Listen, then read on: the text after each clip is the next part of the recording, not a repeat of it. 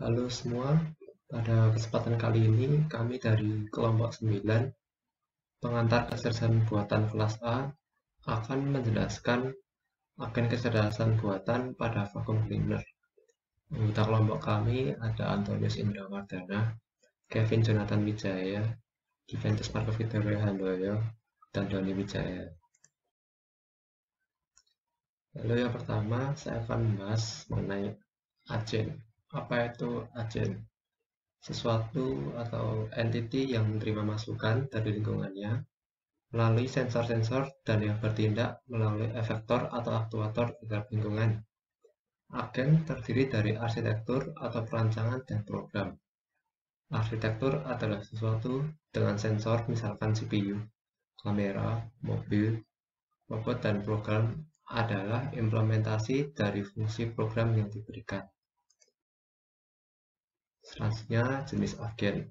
Yang pertama ada agen software yang merupakan keyboard, file, mouse sebagai input sensor, dan tampilan pada layar sebagai output atau aktuator. Lalu yang kedua ada agen robot, kamera, laser rangefinder atau infrared sebagai sensor, dan bagian motorik sebagai aktuator. Lalu yang ketiga ada agen manusia, yaitu mata, telinga, hidung, kulit, dan organ indera lain sebagai sensor, lalu tangan, kaki, dan mulut sebagai aktuator. Lalu selanjutnya ada tipe-tipe agen. Yang pertama ada simple reflex agen. Simple reflex agen adalah salah satu tipe agen yang paling sederhana karena tipe ini hanya bekerja jika terjadi sesuatu pada lingkungan dalam kondisi tertentu. Maka agen akan secara sederhana memberikan aksi tertentu pula. Lalu yang kedua ada model based reflex agen, bekerja dengan cara mengecek lingkungan dan menentukan respon yang tepat sesuai dengan keadaan lingkungannya tersebut. Lalu yang ketiga ada goal-based agent yang memerlukan gambaran atau informasi yang menggambarkan situasi yang diharapkan dalam mengeksekusi tindakan atau respon. Lalu yang keempat ada utility-based agent yang mengutamakan tujuan yang paling mungkin terjadi berdasarkan kondisi dan situasi tertentu. Lalu yang terakhir ada learning agent. Learning agent merupakan agen kecerdasan buatan yang terus-menerus belajar dalam lingkungannya agar dapat menyesuaikan diri dalam lingkungan yang tidak dikenal dan dapat beroperasi dengan baik. Nah, saya akan melanjutkan untuk penjelasan PIS. Apa itu PIS? PIS adalah sistem PIS yang memberikan ukuran kinerja yang berkaitan dengan lingkungan, aktuator, dan sensor dari masing-masing agen. Nah, di sini ada performa measure yang fungsinya itu untuk unit menentukan keberhasilan agen. Yang kedua, environment, yaitu lingkungan sekitar. Tiga, aktuator, bagian dari agen yang mengirimkan keluaran dari suatu tindakan ke lingkungan. Yang keempat, sensory, bagian reseptif dari agen yang menerima masukan untuk agen. Untuk penjelasan types of environment, saya serahkan pada yang berikutnya. Jenis-jenis lingkungan. Lingkungan di sini maksudnya adalah lingkungan di sekitar agen tersebut berada atau ditempatkan. Pada vacuum cleaner otomatis, contoh lingkungannya adalah lantai, ubin, orang yang ada di rumah, sofa, meja, dan barang-barang lainnya ada di rumah. Jenis-jenis lingkungannya ada fully observable dan partially observable. Kemudian ada episodik dan segmental, static dan dynamic, discrete dan continuous, deterministik dan stochastic, single agent dan multi agent. Fully observable atau partially observable, di mana sensor-sensor sebuah agen memberikan akses ke keadaan lengkap lingkungannya pada setiap jangka waktu. Sensor-sensor dapat sepenuhnya mendeteksi semua aspek pada lingkungan dalam memilih suatu tindakan. Jika hanya sebagian aspek, maka termasuk partially observable. Pada kasus vacuum cleaner, jenis lingkungannya adalah partially observable, karena lingkungannya hanya dapat ditangkap sebagian. Melalui sensor yang ada pada vacuum cleaner, sensor hanya dapat mendeteksi sebagian kecil lingkungan yang ada di depannya. Oleh karena itu, vacuum cleaner harus berjalan agar dapat menangkap lebih banyak aspek lingkungan. Kemudian, Ada deterministik atau stokastik. Keadaan lingkungan berikutnya sepenuhnya ditentukan oleh keadaan sekarang dan tindakan yang dilaksanakan oleh agen. Sedangkan stokastik, keadaan lingkungan berikutnya tidak dipengaruhi oleh keadaan yang sekarang. Pada kejadian vacuum cleaner, masuknya kepada deterministik.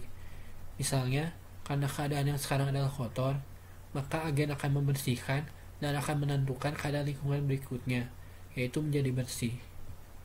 Episodik atau sekuensial. Pengalaman agen dibagi ke dalam episode yang dimana setiap episode terdiri dari si agen memahami dan kemudian melaksanakan satu tindakan. Dan pilihan tindakan dalam tiap episode hanya tergantung pada episode itu sendiri. Pada sekuensial, pengalaman agen merupakan sebuah rangkaian atau untuk urutan. Jenis lingkungan pada vacuum cleaner otomatis adalah episodik. Misalnya, ada episode di mana kotoran dibersihkan hanya ada sedikit, atau bisa juga ada banyak. Kemudian, episode di mana ada sesuatu yang menghalangi atau tidak, dan lainnya. Statik atau dynamic. Lingkungannya tidak berubah selagi agen direncanakan. Lingkungan ini tidak berubah ketika sedang memilih tindakan.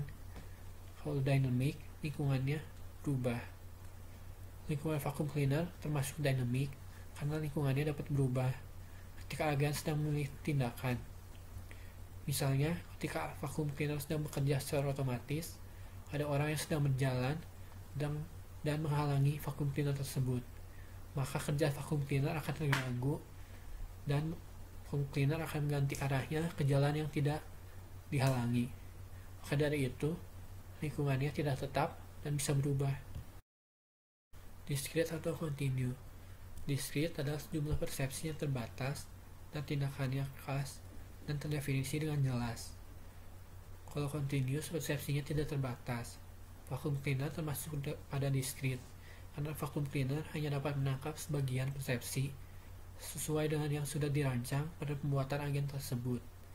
Sesuai dengan tujuan vacuum cleaner untuk membersihkan, maka persepsi yang dapat ditangkap adalah debu atau kotoran. Kemudian ada single agent atau multi agent, sebuah agen yang mengoperasikan dirinya sendiri dalam sebuah lingkungan. Kemudian kalau multi agent, ada beberapa agen dalam satu lingkungan. Karena vacuum cleaner beroperasi sendiri dalam sebuah lingkungan, bisa itu lingkungan rumah atau kantor, maka termasuk single agent. PAC, singkatan dari PAC yaitu perceive, rangsangan, action atau aksi, goal atau tujuan, dan environment atau lingkungan. Di mana setiap agen pada vacuum cleaner harus dapat menanggapi rangsangan dengan kemampuan sistem sensornya dalam mendeteksi adanya debu dan kotoran di sekitarnya. Kemudian, vacuum cleaner memberikan tindakan tepat dengan membersihkan kotoran lantai sesuai rangsangan tersebut dan setiap fungsi atau tindakan sesuai dengan tujuan diciptakan agen vacuum cleaner tersebut. Setiap aksi yang dilakukan oleh agen vacuum cleaner bisa ditempatkan dengan memperhatikan lingkungan sekitarnya. Terima kasih atas presentasi dari kelompok 9 kami. Mohon maaf bila ada kesalahan dalam kata-kata tertentu. Terima kasih.